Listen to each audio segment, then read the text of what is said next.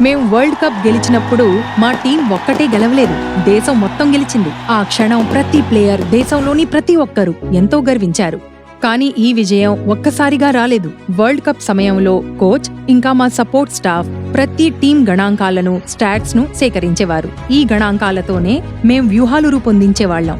ఆపై మైదానంలోకి దిగి వాటిని అమలు చేసి చూపించేవాళ్లం. అచ్చం అదే విధంగా దేశంలో జనగణన 2027 మొదలవబోతోంది. ఎన్యూమరేటర్ మీ ఇంటికొచ్చినప్పుడు వారిని స్వాగతించండి. వారు మిమ్మల్ని కొన్ని ప్రశ్నలు అడుగుతారు. మీ జవాబులతో కొన్ని గణాంకాలు సేకరించబడతాయి. అప్పుడు ఆ గణాంకాల ఆధారంగానే దేశం విధానాలను, పథకాలను రూపొందిస్తుంది. దాంతో ప్రతి వ్యక్తికి చేరుతుంది పురోగతి, అభివృద్ధి. అందుకే ఎన్యూమరేటర్ మీ ఇంటికొచ్చినప్పుడు వారికి సరైన, ఖచ్చితమైన సమాచారం తప్పక ఇవ్వండి. ఎందుకంటే సరైన వ్యూహంతో ఎలాగైతే మ్యాచ్ గెలుస్తామో అలాగే సరైన గణాంకాలతో దేశం ముందడుగేస్తుంది.